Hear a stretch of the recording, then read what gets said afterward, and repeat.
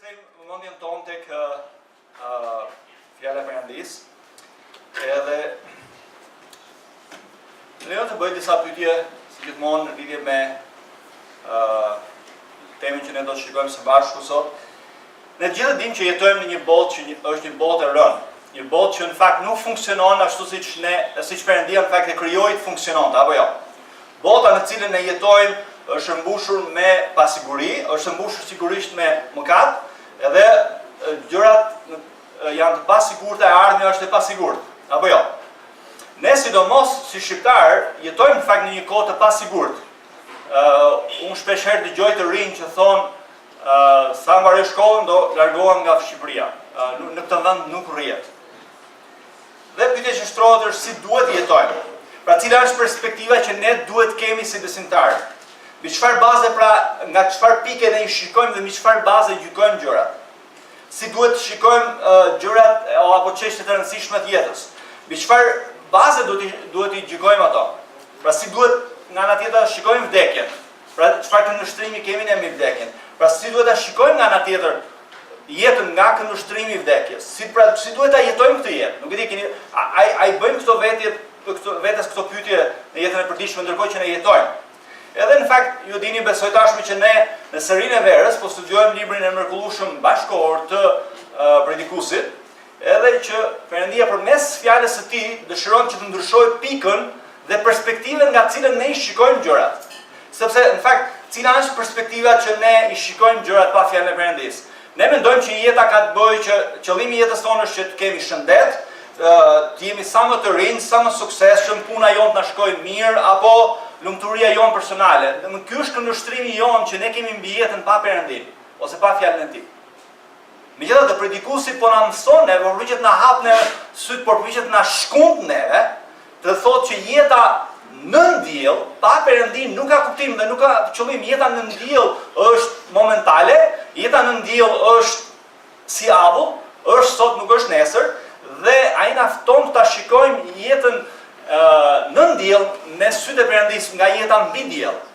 Dhe na fton në fakt ta shikojmë jetën nga perspektiva e fjalës së tij, sidomos nga fjala e tij që po shikojmë nga libri i Predikuesit. Dhe në fakt jeta pa Perëndin, pa perspektivën e fjalës së Perëndisë është pa kuptim, është pa qëllim.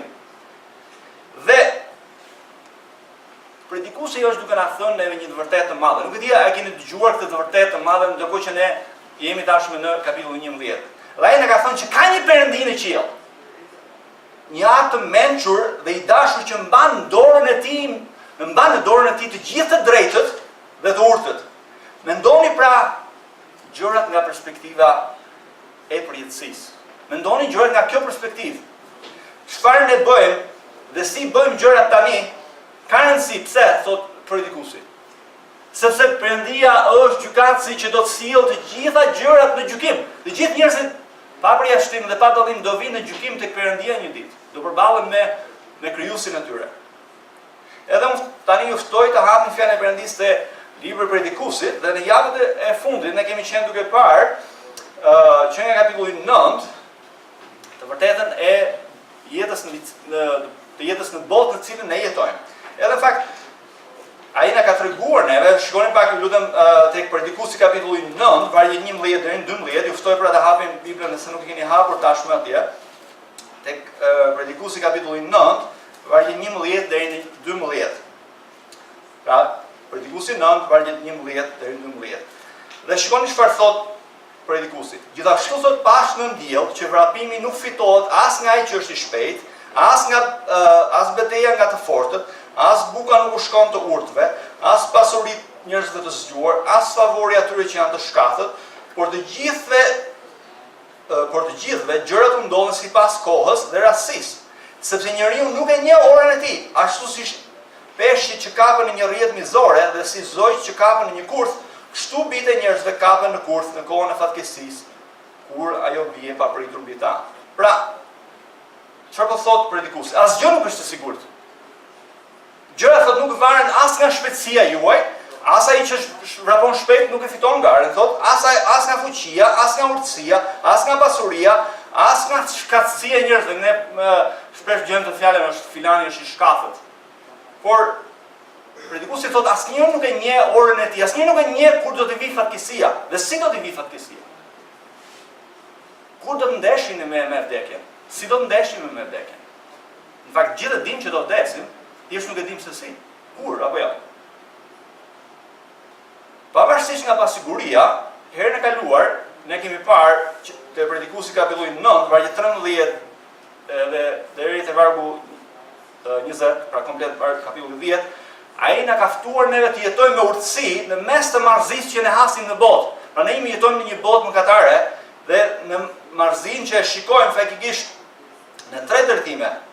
Në drejtim, pra në mënyrën se si merren vendimet në tërësi, në marrjen e vendimeve në jetën e përditshme dhe në të folurin tonë. Tani sot ne do të shikojmë vargjet 1 deri në 6 të kapitullit 11 dhe do të shikojmë që Predikuesi përveç mençurisë na fton neve të jetojmë me guxim në jetën e përditshme. Pra pavarësisht se faktikisht asgjë s'është sigurt, prapse prap ai na fton neve të jetojmë me guxim. Edhe do të shikojmë çfarë thot Predikuesi. Pra ai na fton ne të kemi besim tek Perëndia dhe jetojmë me guxim jetën tonë. Edhe në fakt le të hapim, nëse të keni hapur tashmë atje, te kapitulli 11 dhe do të lexojmë pikërisht vargjet 1 deri në 6, pra Predikuesi 11 vargjet 1 deri në 6. Shikoni çfarë thotë. Hidh bukën tënde mbi ujërat, sepse pas shumë kohësh do ta gjesh përsëri. Interesant apo jo? Jepu pjesë 7, madje edhe 8 vetave, sepse ti nuk e di se çfarë fatkesie mund të ndodhë mbi tokë. Në rast se ret janë plot me shi, e derdhin mbi tokë, dhe në rast se një pemë bie në jug apo në veri, ajo mbetet aty ku bie. Kush e ka mendjen tek era, nuk ka për të mbjellë, dhe kush rri e shikon rreth, nuk ka për të korrur. Ashtu si ti nuk e njeh rrugën e erës dhe si formohen kockat në barkun e gruas me bark, kështu ti nuk e njeh veprën e Perëndisë që bën gjithçka. Mbille faren tënde në mëngjes dhe në mbrëmje mos e lër dorën tënde të pushoj, sepse ti nuk e di se cila nga të dyja do të dalë më mirë. Kjo apo ajo? Apo do të jenë të dyja, apo do të jenë mirë që të dyja. Kjo është e Perëndisë për ne sot, dhe lutemi që Zoti na flas përmes fjalës së tij. Padre dashur, ne vim në praninë tënde të shenjtë, vim si bijtë tu. Duam që Zoti ta dëgjojmë fjalën tënde si bijtë tu. Edhe i ta flasësh përmes saj, na fol përmes saj, o Zot, foli gjithë secilit në gjendjen në cilën ato janë dhe nevojën që kanë për fjalën tënde. Kërkojmë këtë gjëra në emrin e çmuar të Birit tënd të dashur. Amen. Mirë, çfarë është mesazhi që na jep Predikuesi sot?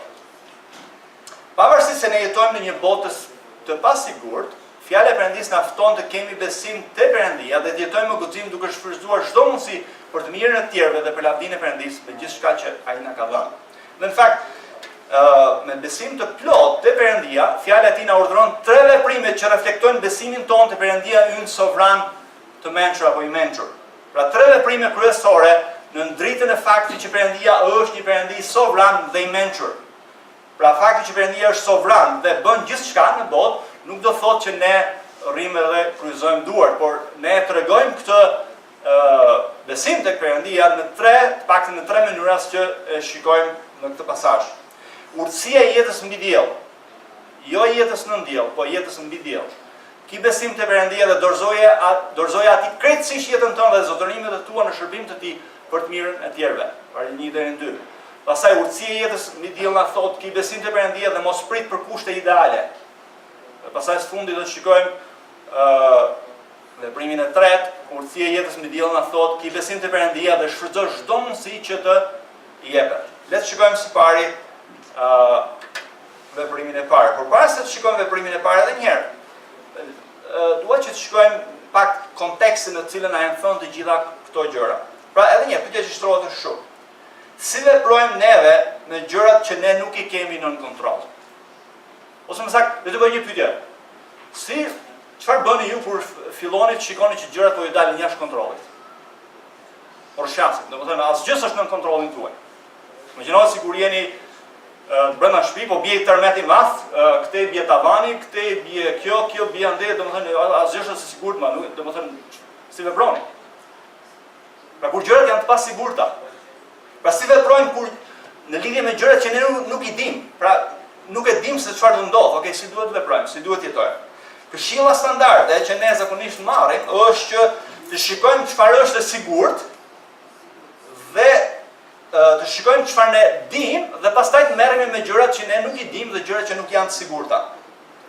Por perspektiva e predikuesit në fakt është krejtësisht e kundërta. Është gjithmonë fjala e Perëndisë është krejtësisht e kundërta se çfarë ne mendojmë apo çfarë na thotë neve bota. Predikuesi na tregon ta shikojmë gjërat që ne dimë përmes gjërave që ne nuk i dimë. Pa dëgjoni pak më vonë, edhe një herë më vonë. Sepse shkon kundër asaj çfarë ne mendojmë. Pra të shikojmë gjërat që ne i dimë përmes gjërave që ne nuk i dimë. Duket pak si të vështirë për të kapur, apo jo? Të përpiqemi ta kapim, nëse nuk e kemi kapur. Ideja është kjo, pasi të kuptojmë që ka gjëra të caktuara që ne nuk mund t'i dimë. Është e pamundur që t'i dimë. Dhe sapo të kuptojmë që ne duhet ndalojmë së përpjekuri për t'i kuptuar këto gjëra, sepse ne nuk mund t'i dimë, nuk mund t'i kuptojmë. Kjo ndryshon mënyrën se si ne pastaj shikojmë gjërat që ne dimë. Pasiguritë në jetë kanë si qëllim që të ndikojnë në mënyrën se si ne jetojmë jetën e përditshme. Edhe në fakt, para se ne të shikojmë 3 veprimet kryesore që reflektojnë besimin tonë tek Perëndia ynë sovran, predikuesi na thotë që ne nuk dimë 3 gjëra. Ai na ka thënë shumë gjëra tjera që ne nuk i dimë, por paktën në këtë pasazh na thotë 3 gjëra. Gjëja e parë që ai na thotë është ne nuk e dimë se si të përcaktojmë të ardhmen tonë.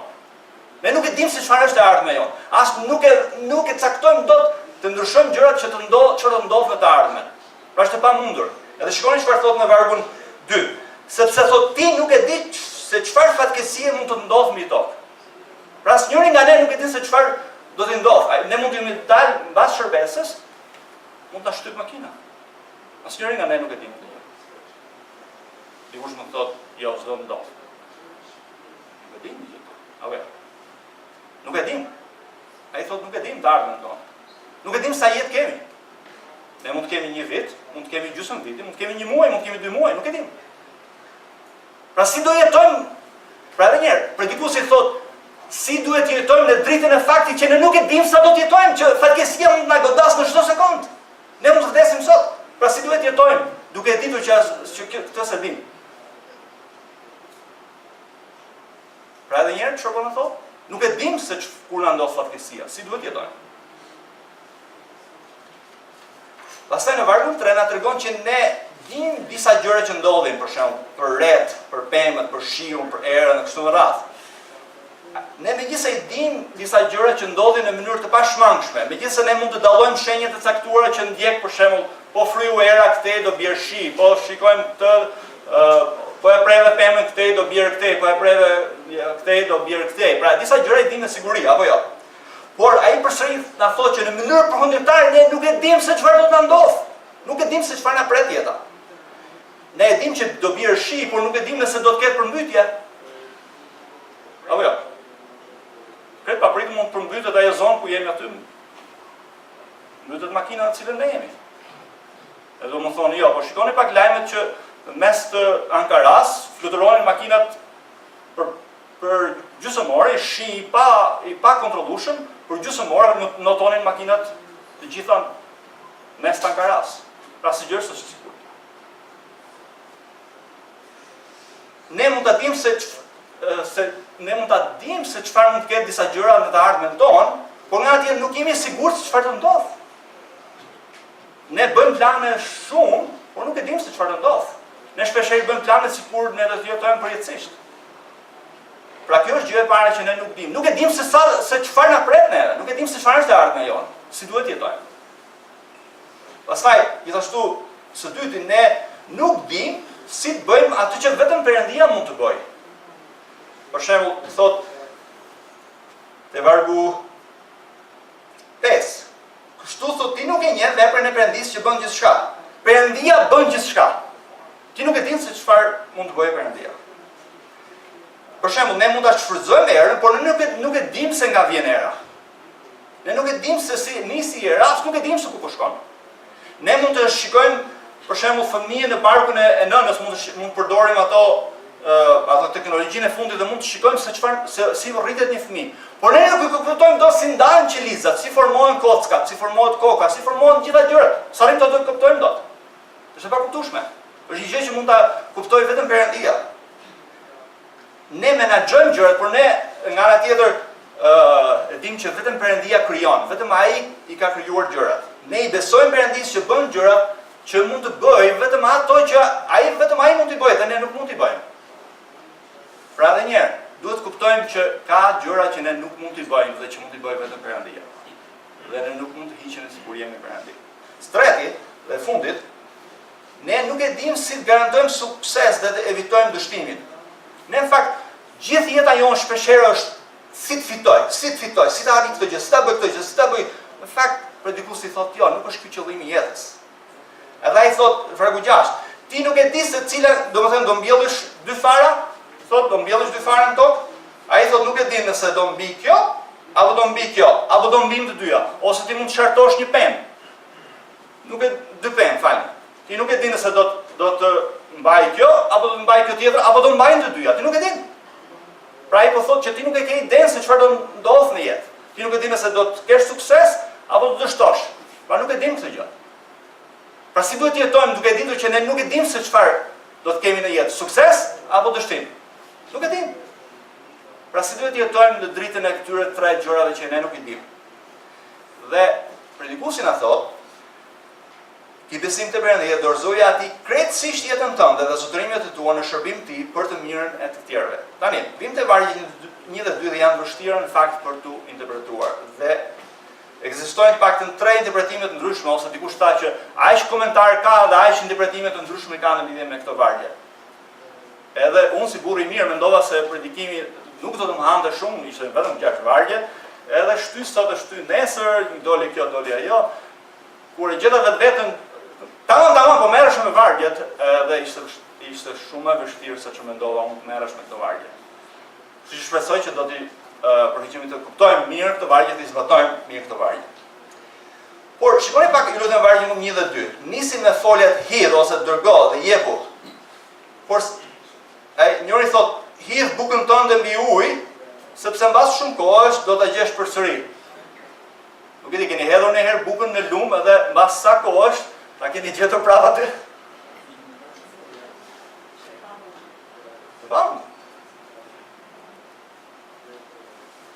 Vetëm Marianit i ka ndodhur një herë, po. Domethënë Mariani thotë tërgoj atë. Jam ja thotë e ha rosat, ne ha. Shumë mendoj. Por nuk është kjo ideja, jo, s'ka problem. Pastaj thotë je pjesë 7, madje edhe 8. Tani, vargu 1 është një idiomë e jetës së kohës së Solomonit dhe ai thotë fjalë për fjalë, nëse e marrim pak fjalë për fjalë, siç po them, ta hedhësh bukën në ujë apo në det apo në lum apo në liçen, kudo që ta hedhësh, ne nuk do ta gjejmë atë mbas shumë kohësh. Por si ta kuptojmë? Çfarë po thotë Solomoni fakt? Solomoni thotë bëj diçka të guximshme, bëj diçka të rrezikshme, në gjithë ka rrezik thotë. Gjithë thotë ti do hedhësh bukën mund mos kthehet. Ai thotë gjithë do kthehet. Pra bëj diçka aq të rrezikshme sa që të marrë diçka përsëri që duket madje e pamundur, thotë rreziko. Bukën thotë do ta marr ujë, buka thotë do të zhduket, por sipas këndvështrimit njerëzor, pra ai po flet për jetën në ndjell, dakor? Ne shpesh herë përpiqemi të bëjmë atë çfarë na duket neve, atë çfarë është tepër e sigurt. Edhe ai thotë jo, nuk funksionon ashtu siç mendoni ju. Se ne mendojmë që po ta hedh, unë kur ta hedh bukën, ajo patjetër duhet të kthehet unë ose përndryshe nuk e hedh bukën. Pra ne mendojmë që patjetër duhet të ketë siguri që unë do ta arrij këtë gjë dhe përndryshe unë nuk do ta bëj fare këtë gjë. Solomoni thotë nuk funksionon ashtu. Nuk funksionon jeta ashtu. Sipas këndvështrimit njerëzor, ne si të krishterë mund të jemi duke bërë diçka më të çmendur të mundme. Flisni me njerëz që kanë dhënë jetën e tyre për Krishtin. Edhe kanë menduar që janë ato njerëzit më të marr, njerëzit më idiotë që ka parë historia njerëzore. Ka pas njerëz që kanë shkuar si çift në xhungël me njerëz që janë që han njerëz të tjerë, kanibal. Ka vdekur gruaja, e ka varrosur, e ka ruajtur gruan e tij që të mos vinë kanibalët edhe të mos ta hanë. Dhe mund duket të çmendur. Tani, ekzistojnë dy interpretime, shkova pak më larg se çfarë doja të shkroja, por ekzistojnë dy interpretime. Interpretimi i parë do thotë të japësh atyre që janë në nevojë, do kjo duket si humbje. Interpretimin e dytë, shumë mendojnë për detin e tregtisë. Në atë kohë, tregtia në det ishte diçka e rrezikshme, dhe udhëtimet ishin të gjata dhe të rrezikshme dhe pronarët nuk e dinin çfarë ndodhte me grurin, për shembull, që çonin për tregtia, do të sillte fitimet që ato mendonin, ato gjëra që do të merrnin. Bibla na tregon që vetë Solomoni, mbreti Solomon kishte anijet e tij që ktheheshin me ar, argjend dhe fildish çdo 3 vjet. Dakor? Pra, ideja është këtu që duhet ndërmarrë rreziqe, duhet bësh diçka të guximshme që nuk ka siguri. Guxo të rrezikosh, tregoj guximshëm. Pra, nëse nuk rrezikon, asgjë nuk fiton. Dakor? Pastaj shikoni pak në vargun 2. Thuhet duhet i japim 7 pjesë ose 8 pjesë. Në versionin shqip në fakt thuhet jep 8 ose 7 vetave, në fakt fjala vetave është shtuar në shqip sepse nuk ekziston në origjinal. Ideja është ta ndash në 7 ose 8 pjesë që jep ose investon. Pra ideja është ta ndash në pjesë, mos ta japish por numri 7 në hebraisht nga ana tjetër përfaqëson plotësi, përsosmëri. Ideja është që ndaj mallrat e tua në disa pjesë, mos i vendos të gjitha në një anije të vetme, sepse po qëse ti vendos gjithë gjërat e jetës tënde në një vend, nëse për mbytet anija, të gjithë gjërat që ti kishe humbin bashkë me anijen. Kjo është një mënyrë për ta kuptuar. Tani, ne mund të shohim këto vargje në kuptimin e tyre kaq të ngushtë. Sigur Solomoni po flet thjesht për tregti ndet, apo po thjesht po na flet për, si thua, për dhënë aty që janë në nevojë. Por mendoj se thjesht po ta shikojmë ose madje thjesht që të rrezikojmë, të investojmë apo diçka të tillë, mund ta shikojmë kaq ngushtë. Por mendoj se urtësia e tij, urtësia e Solomonit është shumë e thellë se sa kaq. Besoj se duhen kuptuar më gjerë dhe më thellë se sa thjesht se sa kaq. Vargjet çfarë po na thonë? Unë kam bukë dhe më duhet ta jap sikur pra bukë, domethënë atë çfarë është e shtrenjtë për mua duket sikur unë mund ta mbaj për vetë ose mund ta jap atë dhe duket sikur është humbje. Pastaj në vargun 2 thot jep në mënyrë të plotë dhe madje edhe pak më shumë. Pra plotësi thot edhe kur duket që ka dhënë mjaftueshëm, plotësi domethënë jep akoma më shumë. Pra ideja është të japish pa mbarim. Tani, pavarësisht nëse po flet për edhe një herë për biznes, apo flet për tregtinë, deta apo thjesht për flet për jetën në gjithësi, ideja është sepse ardhmja është e pasigurt, çfarë duhet kemi parasysh? Sigurisht që përfshin rreziqe që na atë çfarë ne bëjmë. Po kjo nuk duhet që të na tund ne, ose duhet na paralizojë. Pra të themi, okay, asgjë është sigurt, kështu që asgjë nuk po bëj. Ne duhet kemi besim tek Perëndia ynë sovran dhe i mençur, dhe duhet veprojmë me besim. Pra në atë vend ku ai na ka vendosur. Por si ta kuptojmë më mirë? Akoma nuk kemi ardhur një kuptim të qartë se çfarë po na thotë Solomoni. Sepse do shikojmë tërë kontekstin e gjithë Biblës. Ideja jonë është që ne zakonisht në mënyrën se si ne mendojmë në vërtetërinë njerëzore është që ne mendojmë të mbajmë gjërat për veten tonë. Të kemi gjërat për veten tonë. Por Solomoni thotë, hidhi jetën tënde, hidhi gjërat si një zar kur luan dhe ti nuk e din se çfarë do ndodh me ta. Ne nuk e dim thotë se çfarë fatkesie do na ndodh. Apo kur mund ta ndodh, apo si do të na ndodh. Dhe ne përgatitemi, si përgatitemi? Ne përgatitemi duke kundër të ne asaj çfarë ne mendojmë, duke dhënë vazhdimisht, duke mbajtur dorën hapur dhe jo dorë shtrënguar. Kjo është urtësia mbi diell, jo urtësia nën diell. Kjo është urtësia e mbretërisë së Perëndisë. Dhe shkon krejtësisht kundra urtësisë së botës. Urtësia e botës çfarë thotë? Pra çfarë dëgjojmë ne çdo ditë? Ne që të fitojmë, ne duhet përpiqemi që të marrim sa më shumë për vete. Duke mbajtur sa më shumë për veten tonë, duke mbajtur gjërat për veten tonë, duke investuar për veten tonë, duke jetuar për veten tonë, duke bërë gjërat për veten tonë, duke shpenzuar për veten tonë, duke fituar për veten tonë. Pra kjo është mbretëria e botës. Po nuk është mbretëria e Krishtit. Kjo nuk është mbretëria ose urtësia e fjalës së Perëndisë. Ne fitojmë në mbretërinë e botës, ne fitojmë duke mbledhur sa më shumë për vete. Por kjo nuk është urtësia biblike. Zoti Jezusi Krisht na flet për urtësinë biblike, duke na dhënë portretin e gjallë të një personi në fakt që nuk e kupton se çfarë është urtësia e vërtet. Ne jemi aq të marr sa mbajmë atë gjë që nuk duhet ta mbajmë. Në vërtetërinë e Perëndisë fiton duke humbur. Në vërtetërinë e Perëndisë fiton duke dhënë dhe jo duke marrë. Në vërtetërinë e Perëndisë fiton jetën duke humbur atë për Krishtin dhe për ungjillin e tij. Në vërtetërinë e Perëndisë urtësia është t'i japësh jetën dhe gjithçka që ke për Perëndinë në shërbim të tij për të mirën e të tjerëve. Do thotë ja besosh tërësisht atij të gjitha gjërat. T'ia dorëzosh Jezu Krishtit, që ai e din se çfarë është më e mira, ai e di se ku është investimi më i mirë, ai e din se çfarë është më e mira për ty dhe si duhet të jetosh ti. T'ia besosh krejtësisht atij. Edhe kjo mund të duket sikur ti po e hedh bukën në lum kot. Duket sipas urtësisë njerëzore që ti po humbet, por në fakt ti nuk po humbet. Ti po mbledh thesare të gjithë përjetësi. Zoti Jezus na jep një portret të gjallë thash të një njeriu të marrë te Luka kapitulli 12, le ta shikojmë së bashku. Luka 12 vargu 16 deri në 21. Pra Luka kapitulli 12 vargu 16 deri në 21. Edhe shikoni se personin e marr i cili mbledh për veten e tij dhe jo për Perëndinë. Pra është një person që përfaqëson njeriu në botës, përfaqëson një njeri që mendon që të fitosh duhet të mbledhësh sa më shumë për vete. Dhe shikoni çfarë thon këtë varg, shikoni çfarë thot Zoti Jezu Krisht. Vargu 16-21.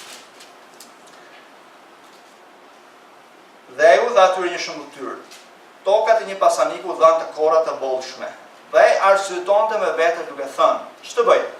Sepse nuk kam vend ku të shtije frytet e mia." Thotë ai: "Kam më shumë, thas kam vend që ku të fus." Dhe tha: "Këto do bëj. Do të prish ambaret e mi, do të ndërtoj më të mëdhenj dhe atje do të mbledh të gjitha prodhimet e mia dhe të mirat e mia." Dhe çfarë po mendon ai? Kam shumë, thotë. S'kam ku të fus. Në fund që të mendojnë fakt që të shikoj hap syt se kush mund të ketë nevojë, ai thotë: "Jo, do të bëj magazina më të mëdha që të mbledh akoma më shumë." Mbledh sa më shumë, thotë, për vete. Edhe shikoj çfarë thotë pastaj. Edhe do t'i them shpirtit: "Shpirt, ti ke të mira të shumta të dhëna për shumë vjet, usho, ha, pi dhe gëzo." Dhe Perëndia i tha: "Oj, pamend! Këtë natë shpirti yt do të kërkohet dhe ato që përgatitet të kujt do të jenë."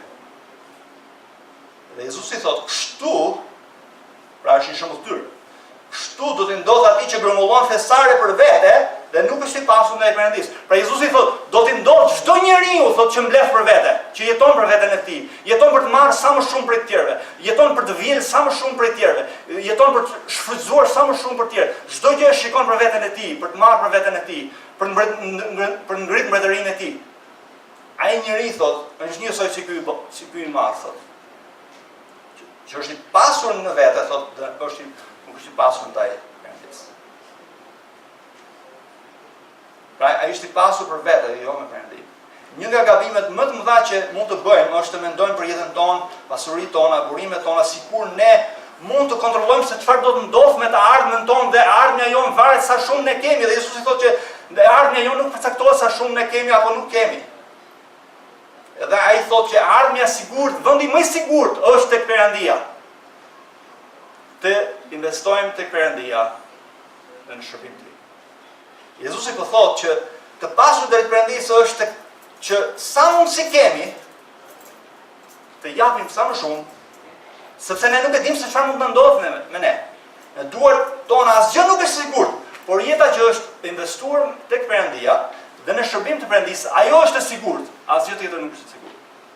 Ne mendojmë jetën edhe një herë për vete, sa më shumë për vete, për të ardhmen tonë, për fëmijët tanë, të mbledhim sa më shumë për veten tonë. Ose mund të themi, jeta është e pasigurt. Kështu që thjesht mos mbledh asgjë, por thjesht dikush më thotë, mos mbledh asgjë për vete, thjesht shpenzo, haje pi gjithë ato se s'dihet. Edhe Solomoni thotë që ja unë ka punuar me mund, thot, gjithë jetës time dhe thot, nuk e di kush do, ai birim që do të lind, thot, ai që ka lind në fakt, dhe nuk e di se çfarë do dali do të jetë bullallaf apo do të jetë i mençur. Do t'i shprish fare, do t'i bëj rrushë kumlla, thot, apo vërtet do do të shfrytëzoj edhe për qëllimin e duhur. Pra nuk e dim. As fëmia jonë nuk e dim se çfarë do bëjmë me ta. Asgjë është e sigurt. Por çfarë thot predikuesi? E ardhmja është e pasigurt, kështu që jep. Mos e mbaj për veten tënde, por jepe atë. Hidhe bukën tënde thot në ujë, në det. Dhe do të kthehet mbas sa kohësh, thot tek ti. Mos i mbaj gjërat për vete, por jepi ato. Predikuesi po flet për bujari të urtësisë së Perëndisë, në shërbim të mirës të tjerëve për lavdinë e Perëndisë. Ne edhe një herë shikojmë jetën për veten tonë, për të mbledhur për veten tonë. Por urtësia e jetës mbi diell është e kundërta. Jeta e mbretërisë së Krishtit, e atyre që njohin Krishtin, është krejtësisht e kundërt. Zoti Ynë Jezus e ilustron bukur madje përsëri tek Marku kapitulli 8, vargje 34 deri në 35. Shikoni çfarë thot Zoti Ynë Jezus përsëri. Kushdo thot që do të vi pas meje, pra kushdo që do të ndjek mua si Zot të shpëtimtar, çfarë duhet të bëj? Thot, ta mohoj vetveten, të marr kryqin e vet dhe të më ndjek. Sepse thot ai që do ta shpëtojë jetën e vet, do të humbas. Ai që përpiqet ta mbajë jetën e vet për veten e vet, të mbledh sa më shumë për veten e vet, për jetuar për veten e tij, Jezusi thot ai njeriu do ta humbas jetën e tij. Dhe Jezusi nuk na tregon neve, apo shikon se unë nuk mbledh ai shumë sa ai mbledh ai tjetri. Dhe kështu që unë nuk jam më i keq. Jo. Jezusi thot mohoj vetën. Por ai thot që do të humbas jetën e vet, thot, për hirin tim, për ungjillin, do të shpëtoj. Jezusi po na thotë një gjë që hidhe bukën thot në ujë. Duket si humbje. Jezusi thot që kushdo që do ta humbas jetën e tij, ai do ta fitojë. Kurse ai që do ta mbajë jetën e vet për veten e tij, ai do ta humbas. Ai që do ta fitojë jetën, thot ai që do ta mohojë vetveten, do të marrë kryqin dhe do të ndjek Krishtin. Rruga në mbretërinë e Perëndisë është krejtësisht e kundërta me rrugën e mbretërisë njerëzore. Rruga e botës është rruga e lehtë, por mbretëria e Perëndisë është rruga e vështirë. Rruga e lavdisë është rruga e mohimit të vetes dhe e vuajtjes. Dhe zëmotra, në të njëjtin shteg kaloi Zoti ynë Jezu Krisht. Aq më tepër ne. Në mbretërinë e Perëndisë fiton duke dhënë dhe jo duke marrë. Edhe duke ia dhënë jetën Krishtit dhe ungjillit të tij. Zoti Jezus është më i madh se Solomoni, më i urtë madje se sa çdo një person tjetër. Dhe ai po na thot që ai vetë bëri të njëjtën gjë. Shikoni te Gjoni 12:24 ai thot kështu: Në të vërtetë po ju them, nëse kokra e grurit e rën në dhe nuk vdes, ajo mbetet e vetme, por po të vdes, jep shumë frut. Jezusi po flet për vdekjen e tij. Vdekja e Zotit Jezus ishte dhënia përfundimtare e jetës së tij për kë? Për neve. Ai dha jetën e tij në mënyrë përfundimtare për të na shpëtuar neve, për të na dhënë jetën e neve. Dhe ky është modeli i jetës që ai na fton edhe neve. Te vargu 25, pra Gjoni 12:25 thotë kështu: Kush e do jetën e vet, do ta humbas. Pra ju, nëse doni fort jetën tuaj dhe përpini ta mbani për veten tuaj, Jezusi thotë do ta humbisni. Do ta humbisni jetën. Dhe kush e urren jetën e vet në këtë botë, do ta ruaj për jetën e përjetshme. Kjo është urtësia e jetës mbi diell, që është krejtësisht ndryshe nga urtësia e jetës nën diell. Në fakt, ju keni një citim brenda buletinit nga një autor, edhe ai thotë mjaft mirë. Merr më të mirën që ti ke dhe të mirën që ti je dhe dhuroj. Baj me dorën hapur para Perëndisë dhe të tjerëve. Urtësia e botës ndërton bunkjer në ndërtesa për kohë fatkesie. Urtësia biblike në vend të kësaj hapdyert dhe dritaret e shtëpive në ndërton shkolla, spitale dhe kisha. Dhe shikon të krishterë të pasur, thotë që bëhen gjithmonë më të varfër nga çfarë ata mund të kishin qenë pra në të vërtetë të pasur. Dëgjova kohët e fundit që disa miliarderë po ndërtojnë bunkjer bërthamor që në rast se bien një luftë bërthamore, ata të futen në këto bunkjer që të shpëtojnë luftës bërthamore. Ata përpiqen ta ruajnë jetën e tyre. Pra po investojnë në gjithçka për jetën e tyre. Urtësia vetë predikuesit, urtësia vetë Zotit tonë Jezusi Krishti. Na thot neve që ai që shpenzon jetën e tij në këtë botë, e shpenzon për Krishtin. Të dërgosh apo të japësh në sipas asaj çfarë thotë Solomoni, kushton apo jo. Nëse i jep diçka që vërtet është ka vlerë, kushton ty apo jo. Si e dim që po japim diçka që me vërtet ose na kushton, ose në fakt si e dim që ne kemi dhënë jetën tonë Zotit tonë Jezusi Krisht.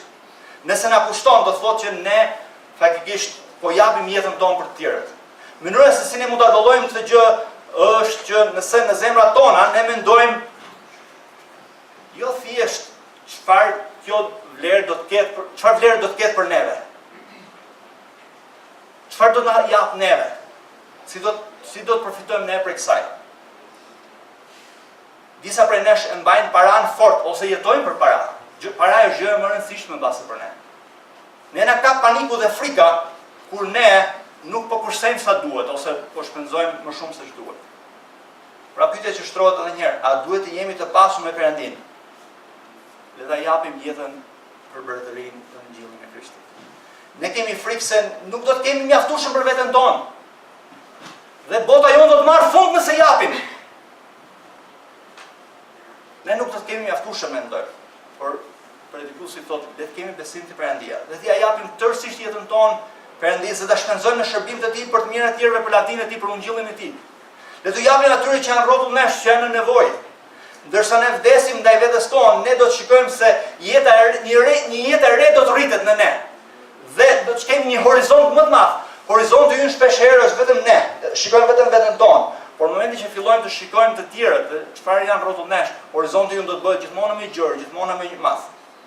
Gjërat që ne mendojmë se janë të rëndësishme do të fillojnë të ndryshojnë në vetvete. Perspektiva e Biblës, perspektiva e urtë e Perëndisë na duket neve shpesh herë aq e zymt. Ne na duket sikur jeta që na ofron Perëndia është një jetë që s'ia vlen. Pse? Sepse ne jemi mësuar të mendojmë se jeta vërtet është jeta e sigurt.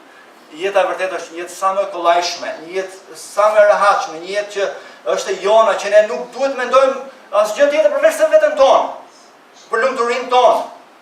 Edhe për shkak se ne besojmë këtë, dhe për shkak se nuk e besojmë fjalën e Perëndisë, jeta që ofron Perëndia, që është jeta më e mrekullueshme me Perëndim dhe për Perëndim, na duket e zymt, jetë jo e vërtetë. Ato të besojmë Perëndisë dhe do t'ia japim të gjitha gjërat që ne kemi në duart tona, atij në shërbim të tij. Ato të besojmë Perëndisë pra komplet jetën tonë për të shërbyer atij dhe ungjillit të tij. Apo besoni ju fjalës Perëndisë, apo besoni ju urtësisë tuaj apo urtësisë Perëndisë. Nëse ne vdesim sot, nëse ju vdisni sot, si do të kishit dashur ta kishit jetuar jetën tuaj, ndryshe gjatë gjithë periudhës që keni jetuar deri tani. Çfarë do të bëni ndryshe me jetën tuaj? Me paratë tuaja, me shtëpinë tuaj, me punën tuaj, me shkollën tuaj apo për çdo gjë tjetër. Vëllezër dhe motra, Perëndia dha më të mirën, apo jo? Ai dha gjithçka për ne mëkatarët. Ai dha birin e tij të vetëm për neve, mëkatarët. Për na sjell neve tek vetja e tij në lumturi të përjetshme, apo jo? Dhe shëntërimin tonë. Jezusi dhe sakrifica e tij çfarë kërkon prej nesh? Një sakrificë kaq e madhe që Jezusi ka bërë për ne. Asgjë nuk është e denjë për Krishtin. Më shumë se tërësisht jeta jonë në shërbim të tij. Dhe të jetosh për atë. Nëse ju vërtet besoni që Jezusi ju ka dashur juve dhe ka dhënë jetën e tij për juve, jeta juaj takon atij, jo juve. Vetëm është i denjë për të jetuar këtë. Asgjë tjetër nuk është e vlefshme, asgjë nuk është e denjë përveç atij. Mbani mend pra edhe një gjë tjetër që Jezusi do vinë një ditë dhe do të na kërkojë llogarinë neve, çfarë kemi bërë ne me gjithçka që ai na ka dhënë. Jeta jonë është një dhuratë prej tij. Dhe gjithçka që na ka dhënë neve është një dhuratë prej hirit të tij. Dhe ai një ditë do të na kërkojë llogari dhe unë ju ftoj në fakt lexoni Mateun 25, vargjet 14 deri në 30 dhe ai tregon aty për atë shëmbulltyrën që njëri i dha kaq para, tjetri i dha kaq edhe secili prej tyre investoi për mbretërinë e tij. Njëri që bëri me të, e mori, e fsheu, edhe tha, e fsheja, tha se kisha frikë, tha.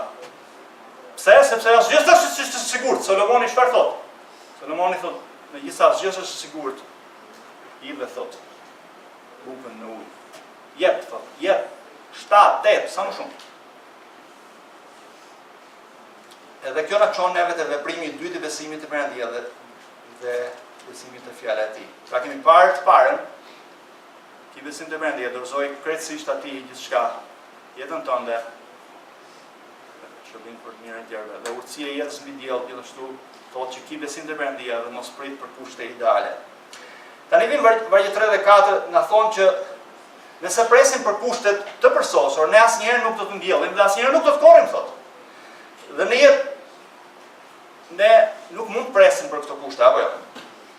Por ne duhet kemi besim tek Perëndia, ne duhet lëmë të panjohurën ose pasigurinë që të mos na paralizojnë neve, që ne të mos bëjmë asgjë. Fakti që Perëndia është sovran vëllezër motor nuk do të thotë që ne nuk bëjmë asgjë.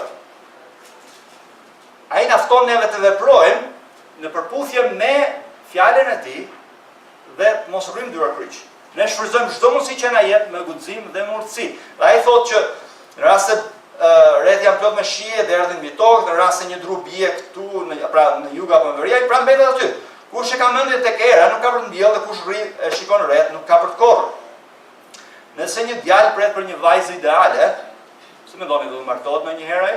Jo. Sa i pret që të ketë kushte të përsosura, nuk ka për të ndodhur. Disa rrinë në vend duke pritur që Perëndia do të bëjë diçka dhe pastaj ato do veprojnë. Disa rrinë në vend duke pritur që Perëndia t'ju jap një shenjë atyre. T'ju tregojë se çfarë duhet bëjnë dhe pastaj do ta bëjnë. Disa thonë që do të japin të tjerëve kur të kenë mjaftueshëm. Disa thonë shikoj se unë nuk kam mjaftueshëm, unë jam i varfër, nuk kam çfarë të jap. Solomoni thotë jo. Do bësh akoma më i varfër. Ai thotë jep, akoma më shumë, pa nuk ka kushte ideale. Do të pres kushte ideale. Ngelesh pa gjë fare. Edhe ai thot, ideja këtu është si bujku që mbjell me besim dhe nuk pret kushte ideale, por ne duhet jetojmë me besim të Perëndisë, duke bërë gjithçka që na urdhëron në fjalën e tij dhe ai të na drejtojë neve përmes fjalës së tij. Pra ne duhet bërë atë çfarë ai thot në fjalën e tij e na drejton neve. Perëndia asnjëherë nuk do të thotë që bëj këtë apo bëj atë. Ai na fton neve të bindemi në çdo situatë tonë dhe ai në mënyrë na drejton neve se çfarë kërkon prej nesh. Por ideja është mos presim për kushte ideale, por ne duhet që të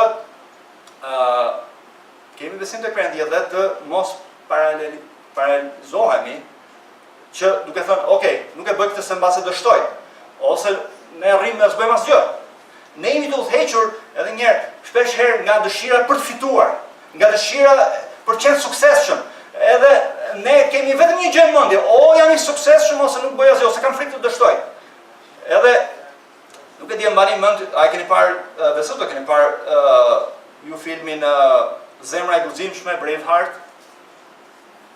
Edhe është një sekuencë e filmit aty që po lexoja pak këtë libër që unë studioja për këtë predikim.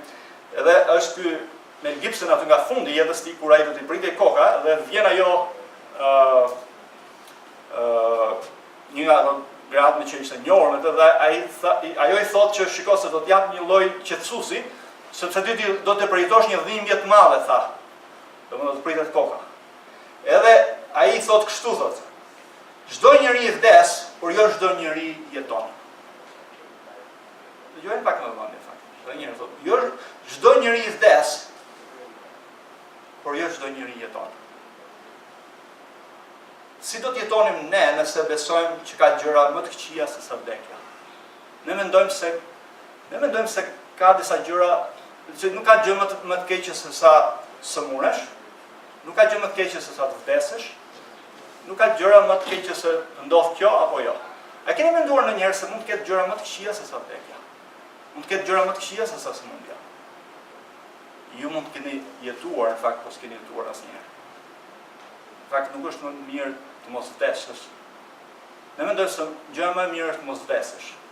Ose gjëja më e mirë është të mos vdesësh. Pyetja është gjëja më e mirë është të jetosh. Jetosh si duhet. Si do të jetonim nëse do të besonim me të vërtet që është më keq të jetosh në botën e Perëndisë në një mënyrë që nuk je suppozuar të jetosh. Ti je suppozuar të jetosh krejt ndryshe nga çfarë ke jetuar. Dhe ti mund të mendon që jam kaluar mirë se kam jetuar 90 vjet. Në fakt ti s'ke jetuar. Siç tha një autor kështu, të mos e thash pak më herë, të mos jesh i vdekur nuk do të thotë të jesh i gjallë. Predikuesi po na thotë që një jetë që varet vetëm te suksesi për të jetuar dhe nuk ka vend për gjëra të paparashikueshme, ose një jetë që ka frikë se mos dështojë, sepse ka vend vetëm për atë që është e parashikueshme, është një lloj jete që të mos jesh i vdekur, por nuk do të thotë të jesh i gjallë. Jeta është dhuratë dhe jo fitim. I njëjti autor thotë kështu. Thot, hiq dorë, thot, nga ajo që çdo gjë në jetë është për të përfituar. Në vend të kësaj, thot, shiko gjërat që ka dhënë Perëndia dhe që janë të tuat. E ndërkohë që ti e bën, thot, do të marrësh shpërblimin, do të njohësh shpërblimin. Nëse ajo çfarë kërkon, thot, ti është kontrollosh jetën tënde, ta drejtosh në detyrimin e dur, të evitosh të gjitha rreziqet, të gjitha dështimet, dhe pastaj ti ke harruar që nuk mund të kontrollosh ato që vetëm Perëndia mund të kontrollojë. Ti nuk e din se kur do ndodh fatkeqësia. Nuk e din. Nuk e din se sa mund të jetosh. Ti nuk do ta dish asnjëherë, thot, gëzimin e të bëri diçka që mund të jap shpërblim pa pasur ndonjë pritshmëri. Ne kemi gjithmonë pritshmëri. Ose e bëj këtë gjë për fitim, ose nuk e bëj kurrë. Solomoni thot jo. Jeta është dhuratë. Jeta nuk është fitim. Apostulli Paul në fakt thotë kështu te 2 Korinthëve 9:6. Dhe ju them këtë, ai që mbjell me kursim do të korr me kursim, dhe ai që mbjell dorë hapur do të korr dorë hapur. A do të jetojmë me besim te Perëndia apo besimi ynë te vetja? Çfarë ne duam, te kushtet ideale, apo jetojmë për sukses dhe jemi paralizuar nga frika se mos do të dështojmë? Si do të jetojmë? Kjo na çon fakt te veprimi i fundit i besimit tonë te Perëndia ynë sovran dhe i mençur. Ki besim te Perëndia dhe shfrytëzon pronësin që të jepet. Tani ne nuk e dim se çfarë është duke bërë Perëndia ose çfarë mund të bëjë Perëndia. Në fakt vargu thotë që ai bën gjithçka. Kështu nuk e njeh veprën e Perëndisë që bën gjithçka. Ai mund të jetë duke bërë 10.000 gjëra në jetën tuaj. Perëndia është sovran dhe ne duhet të shfrytëzojmë çdo mundësi që na jepet. Pra Perëndia është nën kontroll të çdo gjëje. Ai ka çdo gjë nën drejtimin e tij. Ai qeveris, ai sundon mbi botën. Dhe ne duhet kemi besim dhe duhet shfrytëzojmë çdo lloj mundësie që na jepet neve për Perëndinë dhe për lavdinë e tij. Perëndia na ka dhënë jetën dhe gjithçka që kemi, ta përdorim për të mirën e të tjerëve dhe jo për veten tonë. Ai na fton të kemi besim te Perëndia dhe të veprojmë me besim sipas fjalës së tij.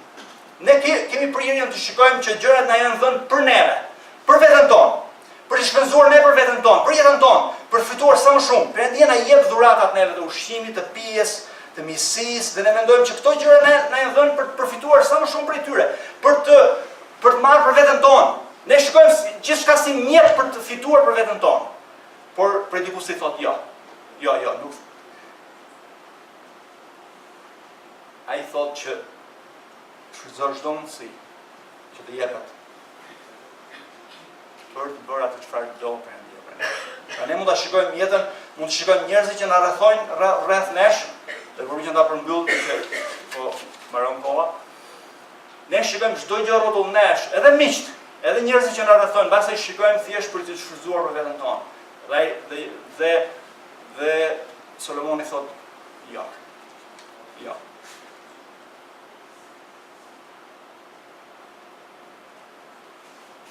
Pra, diçka na është dhënë neve, por jo për neve. Por për Perëndin. Na është dhënë për të shfrytëzuar çdo gjë që ai na ka dhënë për të mirën e tjerëve, në shërbim për Perëndisë për ne. Ose edhe kur ndajmë ungjillin. Ne duhet të mbjellim vazhdimisht farën e ungjillit. Është Perëndia që bën të mbi fara dhe vritet. Ne shfrytëzojmë çdo mundësi për të mbjellur. Çdo mundësi që na jepet. Pra, shikoni edhe një herë vargun tek Predikuesi. E thot, mbjellë farën tënde në mëngjes dhe në mbrëmje, mos e lër dorën tënde pushoj, sepse ti nuk e di se çfarë ndodh. Por ama detyra jote është të mbjellësh. Detyra jote është të shfrytëzosh të gjitha mundësitë që jep Perëndia. Çdo mundësi. Por jo për veten tonë. Ne mendojmë që çdo gjë është për veten tonë. Ne mendojmë që çdo njeri tjetër ekziston për neve. Ne mendojmë që edhe Perëndia ekziston për neve. Por jo në fakt. Ne ekzistojmë për Perëndin. Ne ekzistojmë për të shërbyer të tjerëve. Për lavdinë e Perëndisë. Dhe kemi parë së bashku pavarësisht se ne jetojmë në një botë të pasigurt, fjala e Perëndisë na fton neve në tre veprime konkrete të besimit tonë tek Perëndia. Duke dhënë për të marrë, duke mos pritur kushte ideale dhe njëkohësisht duke shfrytëzuar çdo mundësi që na jep. Le të lutem së bashku. Vale dashur, ne të falenderojmë që ti je Perëndia aty në qiellor. Në që ti je Perëndi sovran e kontrollon gjithçka për lavdinë tënde dhe për të mirën tonë. O Zot, na fal neve që shpesh herë ne ndjekim urtësinë tonë. Ne nuk ndjekim urtësinë e fjalës tënde, ne nuk besojmë te fjala jote, o Zot. Ne hiqemi sikur ne e dimë se çfarë është më e mirë. Ne hiqemi sikur ne e dimë se çfarë duhet të bëjmë dhe çfarë nuk duhet të bëjmë. Ne kemi fokusin në dur, ne shikojmë gjërat nga pikpamja e gabuar, ne shikojmë gjërat nga pikat e gabuar, ne shikojmë gjërat nga perspektiva e gabuar. Ndihmozën ne të shikojmë gjërat nga kundërshtrimi yt, besojmë ty, besojmë ty Perëndi që i gjithë pushtetshëm, që sundon mbi gjithçka. Ndihmozën besojmë tek ti si aty në qiellor, që ne jemi në duart e tua, dhe që ti vepron gjithçka, Zot, dhe ti që bën gjithçka.